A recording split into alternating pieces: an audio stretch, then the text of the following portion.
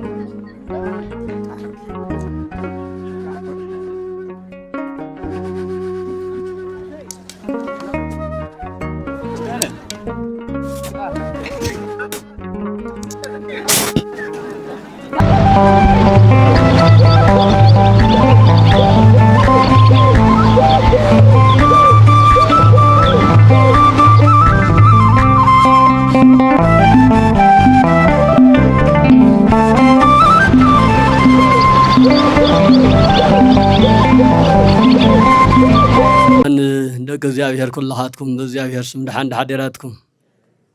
ከመይቀኒሃትኩም ደሃን ደሃትኩም አሜን አፍና ኸፊትና ዘሚርና አምላኽና ኸነመስግን ዘፈቀደ ለወለ ባህሪ አምላኽና እግዚአብሔር ስሙን ዘላለሙ ሰባረኸ ዝተቀደሰ ይኹን ዘመህሩና መምህር መኩረ ሊቃውንት ከምውን ዘማሪ ፍሬዘር حديهم بسفكات حديهم بزماري أيامنا مهرونا ناس أخونا صنيحهم وانا أتمون قال هيوت يسمع لنا أنا ون بزقبا الداميزنا قالوا إنا سمعنا مو سمعنا يوزنا لبنانا يعدل لنا إن بركات نقوم نقر يقبر لنا نحنا دمو بزي أمل كتكون زد لنا يا زن لو مبلع خاين صباح زي ترخبن تيكوناس وانا عبي علاماتي نايزي بهر قال ناب كله خباصح كلاتنا كردا كنمهار سام تزي تمهيرو اي فلطن تزي فليطو اي صدقن احنا توسخنا انت اي تمهرنا دناقور اندينا احنا توسخنا مؤمنان اندينا እናበል ካዘ ምኽንያት ወምኽንያት ኣብ ቅድሚ እግዚአብሔር እኹል ምኽንያት ይኸውንን كنمهار كنستوعل أمور تواهبنا الله كنسمع إذن تواهبنا الله كرئي عين تواهبنا الله بتي እግዚአብሔር ذهبنا نجر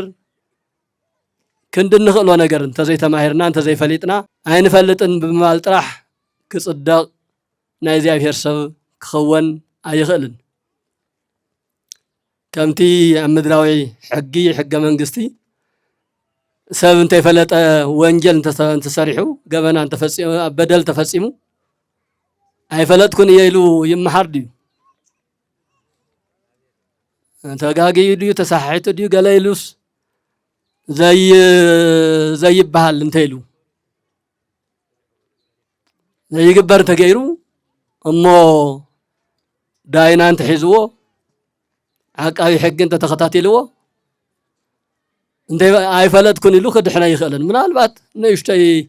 ናይ ቅጽዓት መቃለል ደኾን ክህሉ ይኽእል ካብ መቕጻዕ ግን ኣይድሕንን ከም ክርስቲያን ከም ሰብውን ኣይሰማዕኹን እየ ኣይፈለጥኩን እየ ብምባል ጥራሕ ስለ ዘይፈለጠ ጥራሕ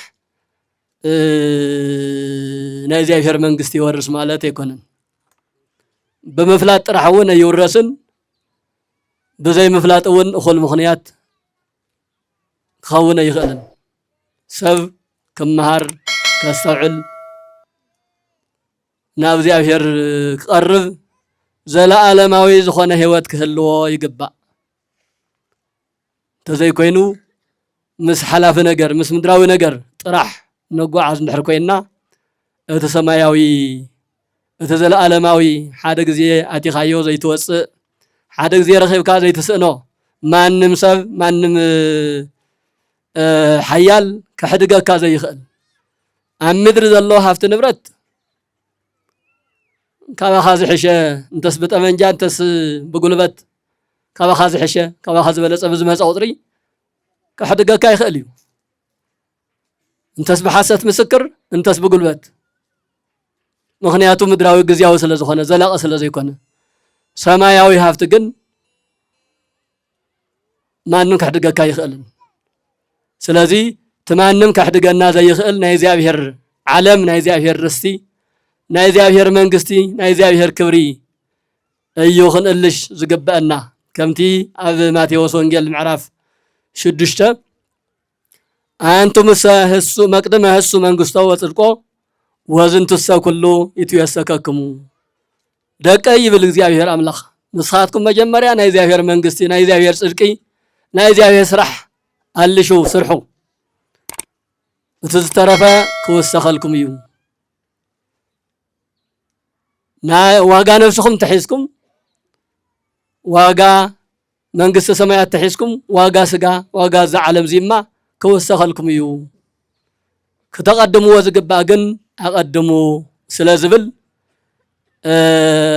ነዚ አይና እክብልና ቃል አምላክ ክንሰምዕ ከረዳ ክነራሃራ ክንተሓጋገዝ እውን ተኾይናስ ብደንብ ብመንፈስ እንተሰሚዕና እንተተማሂርና እሞ እቲ ኩሉ ዝኽእል እግዚአብሔር እስክበሉ ኩልኻትኩም ተነገሩ እቲ ኩሉ ዝኽእል እግዚአብሔር ህይወተይ ክትመርር ስለ ዝገበራ ማራዳ አበሉን እምበር ኑሃሚን አይትበሉኒ እቲ ኩሉ ዝኽእል እግዚአብሔር ህይወተይ ክትመርር ስለ ዝገበራ ማራዳ አበሉን እምበር ኑሃሚን አይትበሉኒ መጽሐፈ ሩት አባቃ ያህለኩም መጽሐፈ ሩት ዝርከበሉ መጽሐፍ ቅዱስ እዩ ካፍቶም ናይ መጽሐፍ ቅዱስ ታሪክ ዝተጻሐፈሎም ዓበይቲ አቦታትን አዴታትን ሓንቲ ሩት ትበሃል ዓባየደ ብስማ መጽሐፍ ተጻሐፈላ ህይወት ታሪኻ ኣብ መጽሐፍ ቅዱስ አፍቶም 81 10 መጽሐፍትና ንጠቅሶም ሓደ መጽሐፍ ህይወት ታሪኻ ተጻሒፉላ ትርከበደ እያ እና ኣብ መጽሐፈ ሩት ምዕራፍ 1 ቁጽሪ 19 ጀሚሩ ኢና ንረኽቡ መጽሐፈ ሩት ናይ ሓንቲ ደ ስም እዩ እና እዚ ቃል ተናገረቶ ኑሃሚን እትበሃል ስደተኛ ን10 ዓመት ዝኣክል ተፈናቂላ ተመዛቢላ ዓዳ ገዴፋ ኣብ ካሊእ ዓዲ ኣብ ዘይትፈልጦ ዓዲ ዝጸንሐት ድሕሪ 10 ዓመት እግዚአብሔር ፈቂዱ ናብ ዓዳ ምስተመለሰት ኣብ ዓዳ ዝረአየቶን እቶም ደቂ ዓዳ ኣብ ዓዲ ጸኒሖም ኑሃሚን እናበሉ እንትቕበልዋ ንሳ እንታይ ኢላ እቲ ኩሉ ዝኽእል እግዚአብሔር ህይወተይ ክመርር ስለ ዝገበሮ ማራዳ አበሉን እምበር ኑሃሚን አይትበሉኒ ኢላቶም ማራ ማለት መሪር ማለት እዩ ኑሃሚን ማለት ጥዕምቲ ምቅርቲ ማለት በዓል ገዛ አብየሜሌክ ይበሃል ደቃ ደሞ መሃሎንን ኬሌዎንን ይበሃሉ ባዕላ ኑሃሚን ትበሃል 4 ርእሳ ናብ ስደት ዘመን ድርቂ ሓር ኮይኑ ካብ ቤተልሔም አካባቢ ናብ ምድረ ሞዓብ ዝበሃል ዓዲ ተሰዲዳ ኸይዳ ኣብ ተሰደትሉ ዓዲ ድማ ያው ከም ተዓንተ ዝበልኩም ን10 ዓመት ዝኣክል ጸኒሕ ከቢድ እዩ ሓቀይ እሞ ናታ ወገን ናኣዝመስል ብሃይማኖት ይኹን ብቋንቋ በገለ ናኣዝመስል ሰብ ምስ ኣይነበረን ምናልባት ንሕና ህዝብና ያው ፍርቁ ናብ ሱዳን ፍርቁ ናብ ካልእ መብዛሕትኡ ደሞ ናብ ትግራይ ናብ ዓዱ ናብ ወገኑ ናብ ህዝቡ ብቋንቋ ብሃይማኖት ብከለር በብዙሕ መልክዕ ናብ ዝመስሉ ዓዲ ይመጽእ ዘሎ እዛ ኣደዚኣ ግን ምስ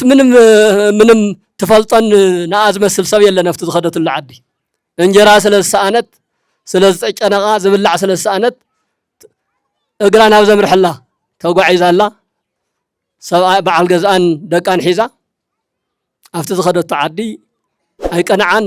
ትመከራ መከራ እናወለደት ሽግር እናወለደት ጥምየት ናብ ዝባእሰ ጥምየት እናኸደ እቲ ናይ ዘመን መከራ እውን እናነወሐ ምስከደ 10 ዓመት ምስ ተቐመጠት ድሕሪ 10 ዓመት ዓዳ ቤተልሔም እግዚአብሔር ምሕረት አውሪድላ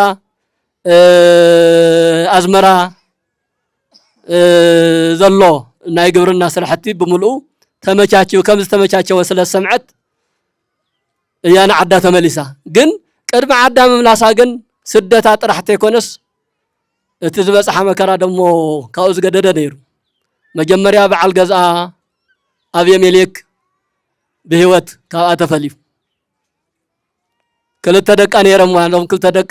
ደቃ ነስቲ ካፍቱ ዘይትፈልጦ ዓዲ ክልተ ኣዋልደ ምጽያ መሪዓቶም ድሕሪ ውሱን ዓመታት ክልቲኦም ደቃ እውን ብህይወት ስኢናቶም ኣቃባሪ እኳ ኣብ ዘይብላ ዓዲ ሓጋዚ ኣብ ዘይብላ ዓዲ ምንም ኣብ ዘይብላ ዓዲ ንሳ ምስ ክልተ መርዓት ደቃ ተሪፋ بدحريو عدا دحنا مخان مسمعتنا عدا ክትምለስ ደልያ እዘን ክልተ መርዑት ብሩኻት ቆልዑ ነይረን ሳተን እውን ሰውትና እንድሕር ሞቱ እንታይ መልና ክለን ክገድፋ ኣይደለያን ምስ ኣይቕመጣ ነይረን ንዓደይ ክምለስ ምስ በለት ኩላተን ንሕና እውን ምሳኽን ምለስ ምሳኽን ከይድና ኢለና ወኣነ እኮ ኣሪገ እየ በዓል ገዛይ መይቱ ደቀይ መይቶም حفظ حزي سبعي آتي وليدنا أخذكن أيركب أفت زمن نسو سبعي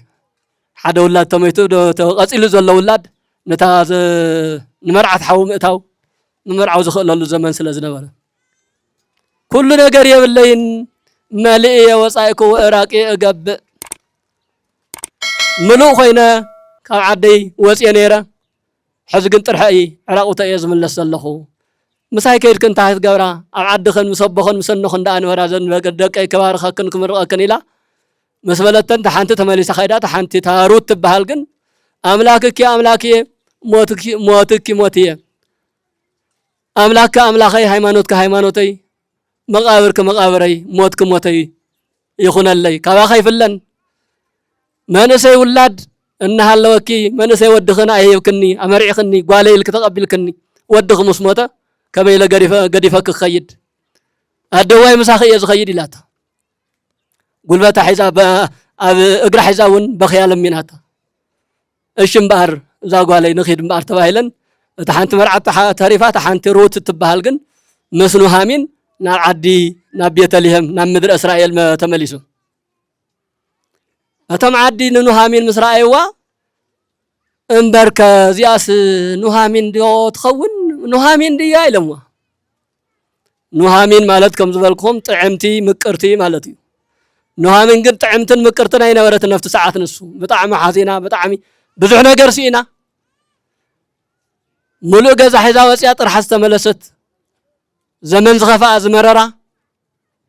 ابزيا ابكفو ابحسم نبرات نبر زنبر سلازخونه ملكع عكواس بدن بخللي واي كالون جن كنتات ريوم انبرك نهامين ديا انتو لقاليوم قاليوم دمو نهامين يلوم بسنا يقبابلان تقبلوا نهامين شو عنتايلا تخلو زخيل እግዚአብሔር ንህይወተይ ክትመርር ስለዝገበራ ማራዳ አበሉን እንበር ንምንታይ نهامين ትብሉን ይላቱ ኣነ زمن زخفأني كل نجار السانكو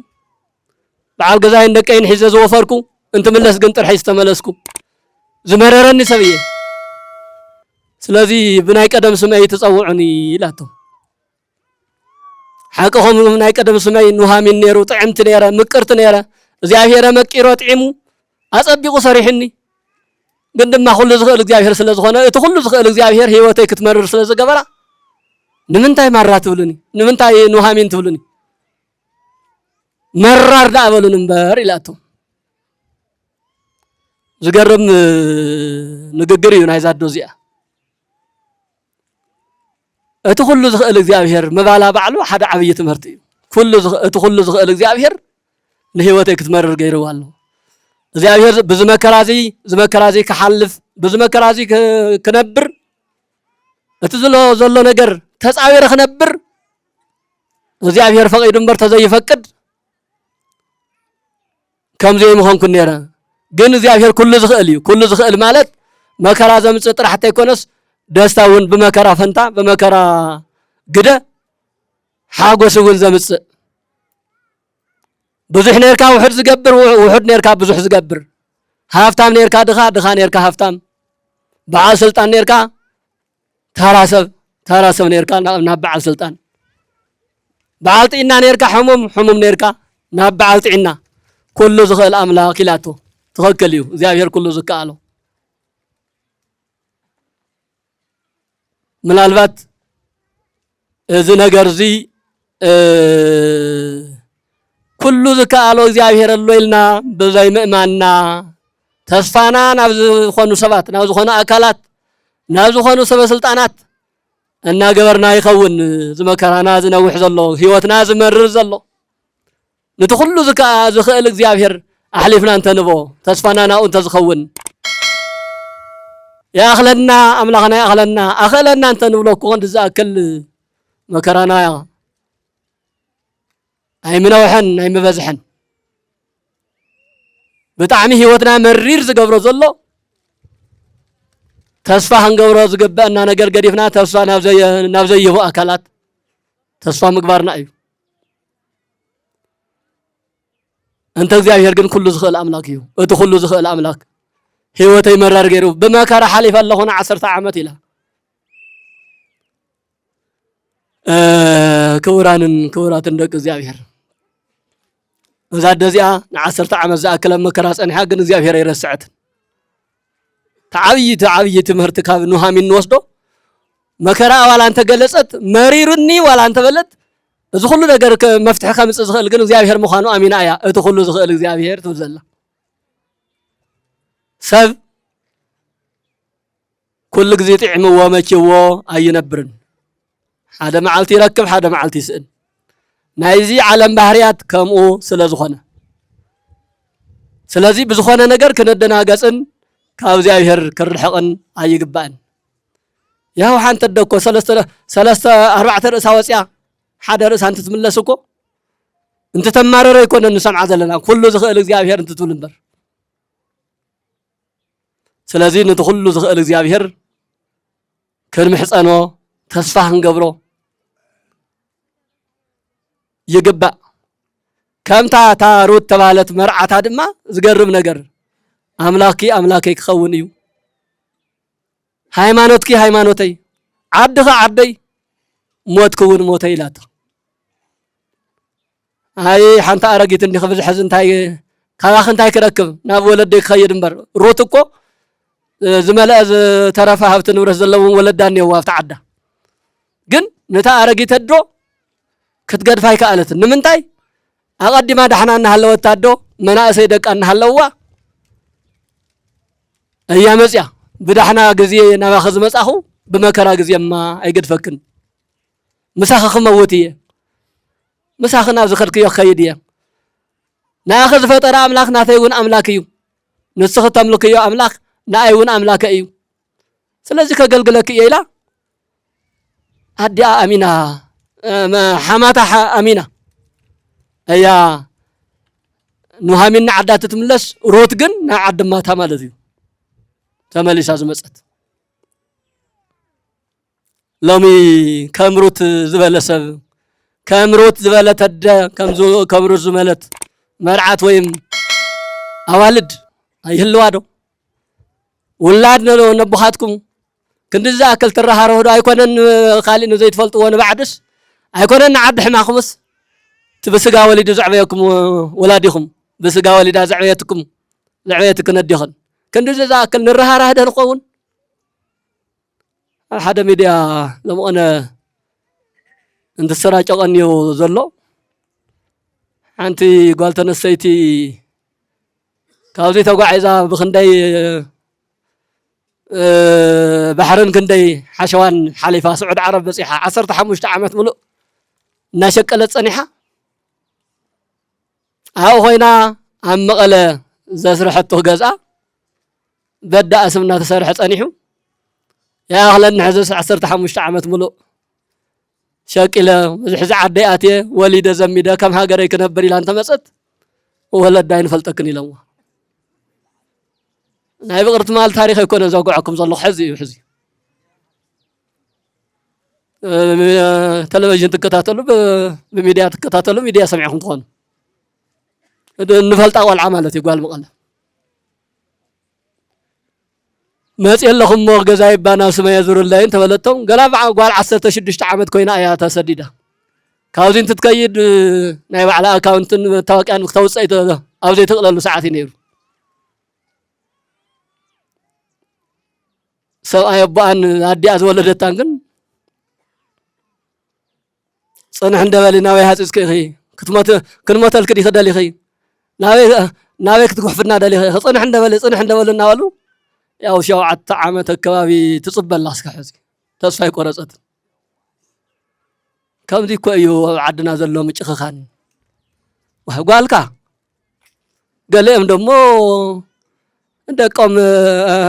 ወለደም ቀቲሎም ውን ሃፍቲ ክወርሱ ወለደም ቀቲሎም መኪና እንተልያ ገለ እንተልያ ስልጣን እንተልያ ክሕዙ ደልዩውን እነው ዓድና ብኡልክዕ ደሞ حقኛ ደሞ حق بدنب መምሃርት ዝኾኑ መናእሰይውን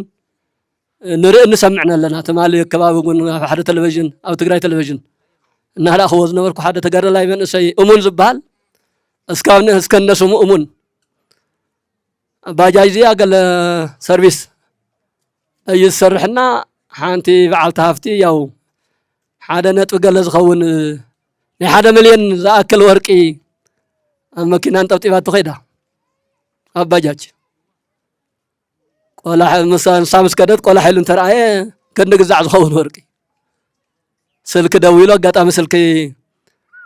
زخانات حيز الله نيرو سلك حيز نيرو مالتي دويلو كم زباله ገንዘብ درس يحي هو نعوسدي لعلي 1.2 مليون مالتي واه أزي نتمرت بنت خون تلفزيون تقرأي ديو دم صويانا كاوكلت يوم حديم ناب ميديا قريبا نساون لعق ما شلما ورقت تشلما دكوا 1 مليون رخيو هواس نص 10 حكوابي إلى الله إنه متجس متبع تلمدن ملت يا عدنا برقت لباميا نوصل تقورا نجر كله هيخل تعاوي نجرو كن ني 1 مليون زاكل ورقي رخيب كاس زيناتين تايليو هلكا مملاس مالت كندي عبيت كندي مناسي صبوات مناسي ون كم زلو مردا يكال እንዳው ታቆል አንተ ተናገር ታሰዊት ዓልታ ሃፍት እንት ተናገር ዋ እኽንድ ዛክል ነገር ረኺብካስ ንምንታይ ኻጸዊዕ ኻትበነለ ኻይለዮ ኢላ ወለደይ ከምኡ ኣይዕበዩንን ከመ ይመሃሩንን ዘይናይካ ኣይናይካ ንዩ ኢሎም እዮም ነጊሮም ኣምሂሮም ኣዕብዮምኒ ስለዚ ናይ ወለደይ ቃል ከጥሕሰ ይደለን ዘይናተይ ሕዝጉን ኣይናተይን ኢሉን ትምልስ አፍቲ ቴሌቪዥን ሰማዕኹ ወይ እና ከመ ሕምዝ ክንደይ ነገር ኣሎ ክንደይ መምሃር ዝኸውን ክንደይ ጽቡቕ ሰባት እውን ኣለውና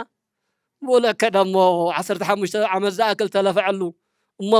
ولاد اي سغا ولادكا اي فلطلكن لكا مدر باي نايروت ግን ካውዚ ዝበለጸ ዓብይ ትምህርቲ እዩ ናብ ዘይ ተፈልጦ ዓዲ ሓማተ ያኒ ሃይላስ ምሳኺ ክመውት እየ ካባ ኸይፍለን ኣደዋይ ኣይላ መጽያ ምስ ኑሃሚን ንብዙሕ ዓመታት ተቐሚጣ እግዚአብሔር ቀንዕዋ ናይ ኑሃሚን ዘመድ ዝኾነ ቡየ ዝበሃል ተመርዒዋ ወሊዳ ዘሚዳ ኣብቲ ዓዲ በዓል ዓዲ ኮይና እንዳው ዝገርም ኣብ ማቴዎስ ወንጌል ምዕራፍ 1 ገና እንተንይኩምዎ ናይ መድህና ዓለም ናይ ኢየሱስ ክርስቶስ እናሕጎ ማለት እያ እዛ ሩት እዚኣ ብእዝኒ ወለደ እምነ ሩት ፋሬስ ሃወ ፋሬስን እናበለ ዳዊት ሃወ ዳዊትን ወለደ ሰሎሞን እናበለ ኣብቲ ሃረገ ትውልድ ናይ ክርስቶስ ሃረገ ትውልድ ሓደ ኮይና ሓንቲ መርኣያ ኮይና ዝተቆፀረት እያ ዛመን ሩት ማለት እዩ ሰናይ ተግባር በመፈጸማ ንሓማታ ብዝግባእ በመገልጋላ ኣደይኺ ካባኸ ይፍለን ኣምላካ ኣምላኸይ ዓድኻ ዓደይ ህይወትኪ ህይወተይ ኣብ ጽቡቕ ግዜ ኣብ ዳሕና ግዜ መንእሰይ ወድኺ ሂብክኒ መንእሰይ እግዚአብሔር ወሲድዎ ኣነ ንኣኺ ክገድፈከ ይክእልን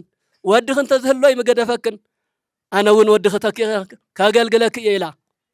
ነዲኣ ንኑሃሚን በዝግባእ ስለ ዘገልገለት ስለ ዝተለኣኸት ኣብ ታሪክ መጽሓፍ ንባዕላ መጽሓፈ ሩት ዝበሃል ሓደ ዓብይ መጽሓፍ ተጻሒፍላ ታሪክ ህይወታ ንኣና ክምህር ኣብ ሓድሽ ኪዳን እውን ኣብ ናይ ክርስቶስ ወንጌል ማቴዎስ ወንጌል ኣብ ናይ መጀመርያ መጽሓፍ ስማ ተጻሒፉ ብወርቂ ቀለም ተጻሒፉ ይርከብ ማለት እዩ ስለዚ ክቡራንን ክቡራትን ደቂ እግዚአብሔር ዝኾነ እንተኾነ ዝመፀ እንተመፀ እግዚአብሔር ይፈልጥ ንበል ኩሉ ዝኽእል እግዚአብሔር ኩሉ ክገብሮ እዩ ሕዚ ዘሎ ፀገም ሕዚ ዘሎ መከራ ጽባሕ የለን ትማሊ ኣብ ሽረ ድናስላሴ ውዒልና ነርና ከምዚ ኣገልግሎት ነርና ከምዚ ዝሓገዙና ወገናት ሒዝና ኸይድና ሓገዝ ውዒልና ነርና ኣብኡ ዝተናገረ ሓደ መን እዩ ዝበልዎ ተስፋ ማርያም ዝበሃል ናይ ዞባ መተሓባበሪ በእርግጠኝነት እቲ ዝቐረየና ንእሽቶ እዩ በቲ በሉ ንእሽቶ ይቐርዩና ዝሓለፈ እዩ ብዙሕ መከራ ሓሊፍና እምበር ብዙሕ ሕዚ ክወግሕ እዩ ይብል ነይሩ እግዚአብሔር እስኪ ኣብ ኣፉ መዓር ይቀመጥ ብእውነት ጽቡቕ ነገር ይናገር ነይሩ ሕዚ እውን እንተኾነ ዝሓለፈ እዩ መከራና እምበር ዝመጽእ ብመከራ ክንነብር ከይመስለኩም እግዚአብሔር ንኩሉ ነገር መፍትሕ ኣለዎ ንሓያል እውን ሓያል ኣለዎ ንዓማፅ እውን ብለክዕ ዝገዝእ ላዕለዋይ ንጉስ ኣለዎ ስለዚ ምናልባት ልዕሊ 5 ዓመት ዝነበረና ነገር ገዲፍና ዝነበረኩም ነገር ገዲፍኩም ብዙሕ ነገር ዝለመድኩም ብዙሕ ነገር ዝለኣኹም ሕዚ ግን ኩሉ ነገር ናብ ዜሮ ተመሊሱ ብዙሓት ደቅኹም ዝሰኣንኩም ኣቦታትኩም ዝሰኣንኩም ደቅኽን ዝሰኣንክን ኣዴታትክን ዝሰኣንክን ብዙሕ ነገር ሓሊፉ እዩ ብዙሕ መከራ ማራ ዘብል መራር ህይወት ኢኹም ተሓልፉ ዘለኹም እዚ ህይወት እዚ ግን ክቕየር እዩ ንምንታይ ብምንታይ በቲ ኩሉ ዝኽእል በእግዚአብሔር ኩሉ ዝኽእል እግዚአብሔር ንኽቕይረልና ንኽልውጠልናን ግን ከነመስግን እምበር ክንፃወር እምበር ክነማርር ኣይግበአናን ዝብል መልእኽቲ ብምሃብ ትምህርተይ ኣብዚ ከጠናቅቕ እሞ እታ ናይ ሎማዓንቲ ኣገልግሎት ነዚ ቃል ወንጌል እውን ክንመሃር ምስ እግዚአብሔር ክንውዕል ምስ መን እናውዒልና ሎማዓንቲ ምስ እግዚአብሔር እናውዒልና ምስ መላከ ፀሓይ ወይ ምስ ኣባናትና ኤል ጥራሕ ከይመስለኩም ስም እግዚአብሔር እንትንፀውዕ ሃበሃለው ክልኤቱ ወሰለስቱ ጉባኣን በስሜ ይሄለው አንሰ ማእከል ይሆም ይብል ማቴዎስ ወንጌል ምዕራፍ 18 ክልተ ወይ ሰለስተ ኮይኖም ብስመይ ተተኣኪቦም ኣነ ማእከሎም ኣለኹ እዩ ዝብል እቲ ቅዱስ መጽሓፍ ስለዚ ንሕና ዝተኣከብና ብስም እግዚአብሔር እምበር ብስም ካልእ ኣይኮንናን እቶም ዝሰደዱልና ኣካላት ብስም እግዚአብሔር እዮም ሰዲዶምልና ሓጊዞምና ንሕና እውን ብእግዚአብሔር ስምና ተኣኪብና ናይ እግዚአብሔር ቃል እውን ኢና እናተመሃርና ውዒልና ዘለና እሞ ነዚ ምኽንያት ዝኾኑና ለማዓንቲ ምስ እግዚአብሔር ክንውዕል ቃል ኣምላክ ክንመሃር ክንነጋገር ዝማሬ መላእክት ክንሰምዕ በዛ ዓቕምና ክነገልግል ክንግልገል ዓብይ ምኽንያት ኮይኖምና ዝወዓሉ ኣብ ደቡባውን ምዕራባውን ኣሜሪካ ዝነብሩ ወገናትና ብፍላይ ኣብ ውጭ ዘለው ብፁዓን ሊቃነ ጳጳሳት ብፁዕ ኣቡነ ቄርሎስ ዝመርሕዎ ሃገረ ስብከት 5 ዝኣኽላ ኣህጉረ ስብከት ኣለዋና ኣብ ደገ ብፁዕ ኣቡነ ማርቆስ ብፁዕ ኣቡነ ቄርሎስ ብፁዕ ኣቡነ ኤፍሬም ብፁዕ ኣቡነ ኣትናቴዎስ በብተራ በብዝኽኣልዎ ደቆም እናተሓባበሩ ተው ዘሎ ህዝቢ እናለዓዓሉ እዮም ዝሰዱልና ዘለው ሎማዓንቲ ብፁዕ ኣቡነ ቄርሎስ ዝመርሕዎ ሃገረ ስብከት ሰሜናውን ምዕራባውን ክፍለ ግዝኣት ኣሜሪካ ዝነብሩ 1.31 ሚልዮን 30 ሽሕን ክብራ ብትበሃል ብርኽቲ ጓልና በኣቢሎም እዮም ልኢኾምልና ባዕላ ክብራ ትበሃል ናይ እግዚኣብሔር ሰብ በኣካል መፅያ ኣብዚ ቀንያ ነይራ ኣብ ሽረ ከባቢ በቀዳማይ ከባቢ ኣየር ምዕፃው ገለገለ ምግጣም ምስ ጀመረ ያው ደቃን በዓል ገዛን ገዲፋ ስለ ዝመፀት የግድ ከደለን ኢላ ንሳ ከይዳላ ትገንዘብ ግን ገዲፋትልና ስለ ዝኸደት 1.30 ማለት እዩ 30 ሽሕ ብኡ ተሸመተ እኽሊ ኢሎም መዓንቲ ናብዚ መፂና ዘለና እዚ ዝለኣኹ ሰባት ወድና ከንበልና እዩ ዋላ ፅንሕ ኢሉ ብዝኾነ ግን ክነመስግኖም ንምንታይ ረኺቦም ጥራሕ ኣይኮነን ዝሰዱልና ዘለዉ መሃብ ስለ ዝለመዱ እዩ መከራ ስለ ዝፈልጡ እዩ እቲ ስደት ስለ ዝርድእዎ እዩ ትናብራና ብደንቢ ስለ ዝፈልጥዎ እዩ ክንተሓጋገዝ ይግበአና ኣምላክ ተሓጋገዙ እንድሕር ኢሉ እግዚኣብሔር እንተሂብና ታዝሃበትና ነገር ተኻፊልና ንብላዕ ዝብል መንፈሳዊ ስምዒት መንፈሳዊ ኣእምሮ ስለ ዘለዎም እዩ እሞ ደቅና ብጣዕሚ ኢና ነመስግኖም ብዙሕ ነገር ኣለዎ እዞም ዝሕግዙ ኣካላት መቸም መብዛሕትና ኣብዚ ዝነብር ሰባት ኣብ ውጭ ዓዲ ኣሎ እንተተባሂሉ ወርቂ ስኢሉ ዝጉሕፍ እዩ ዝመስለና ገንዘብ ዝስእኑ እውን ዘይመስሎ ሰብ ብዙሕ እዩ ካብ ዝገርመኩም ግን ተለቂሖም ዝሰዱ ኣለዉ ተለቂሖም ወርሓዊ ደመወዞም ክሳብ ዝበፅሕስ ወይ ከም ገለ ኢሉ እንተኣኺልሎምስ ተለቂሖም ኣብ ዝቐፅል ደመወዘ ከበካስ ክህብ ኢለ እየሎም መዓንቲ እዚአን ሰይደልኩም እኒኹ ዝብላ ደቅና እኒዋ ሓደ ሰብ ንሓደ ቤተሰብ ዝብል ፕሮጀክት መርሃ ግብሪ ኣለና ብቋሚ ዝሕገዙ ናብ 100 ገለን ዝኾኑ በብኸባቢኡ እና ሓጋዝን ተሓጋዝን ኢና ንራኽብ ናባና ኣይኮነን ገንዘብ ዝመፅእ ካብኣቶም ትሕግዝ ሓንቲ ስማ ክትጥቀሰላ ኣይትደልን ኣባዬ ሕዝሲ ኣይርከብኩን ናይ ወርሒ ደመወዘይ ኣይኣኸለለይን እሞ ገዛ ኸራይ ዶ ገለገለ ተበሊዑ እንደምንም ተለቂሐ ሻብ ሰድድስ ቤዛ ተለቂሕኩም ሃውለይ ኢላትኒ ተለቂሐ ሻብ ሰድድ ተለቂሕኩም ሃውለይ እና ዘለዎ ጥራሕ ከይመስለና ዝሕግዘና ዘሎ ዘይብሉ እውን ጭምር እዩ እና ተለቅሐ እውን እዩ በዚ ትምህርቲ እዚ ኩላትና ክንመሃረሉ ይግባእ አንተ መምህር ጦመ ልሳን ብዙሕ ይብሉ ነይሮም ኣብ ክየ ዘሎ ጥራሕ ተይኮነ ሰብ ዘለውን ምትሕግጋዝ ይኽእል እዩ ምርድዳእ ይኽእል እዩ ካብ ገለ ኣነ ይሕዝ ካባይ ገለ ይገድድ ኣነ ለማዓንቲ ንኽልተ መዓልቲ ሰለስተ መዓልቲ ትኸውን ተረዲእ ኣለኹ ተሓጊዝ ኣለኹ እገለ ግን ኣይተሓገዘ ገና ይበፅሖን ዝበሃል ምትሕግጋዝ ምርድዳእ ምርህራህ ክህልወና ይግባእ እሞ እስካርያ ብፀቦና ቃለ ህይወት ይስምዐልና ብሓቂ ናይ እግዚኣብሔር ቃል ናብ ህሊናና ምስ በፅሐ ከመይ ንድሕሪት ተመሊስና ህይወትና ከም ዝፈተሽና ኩላህና በብህይወትና ርኢና የለና ስለዚ ኩሉ ግዜ ናይ እግዚኣብሔር ቃል ሸለል ምባል ከም ዘየድሊ ምግቢ ከም ምዃኑ ክንሓስብ ኣቦና ሩት ኣብነት ገይሮም ኣምሂሮምና ኣለዉ በተለይ ዘመናት ክንሳገር እሞ ሩት ናይ ኩላህና ኣዶ ከም ምዃና ኣብ ሓረ ክርስቶስ ከም ዘላ መጀመርያ እዚ ኣማኒት ነይራ ናብ እምነት መፅያ ከምፃ ዝኽኣለ እውን ፅንዓት ናይ ሓማታ ከም ምዃኑ እዩ እሞ ኩላህና ክንፀንዕ ዝተዋሃበና ኣስተምህሮ ኣቦና ቃል ህይወት የስምዐልና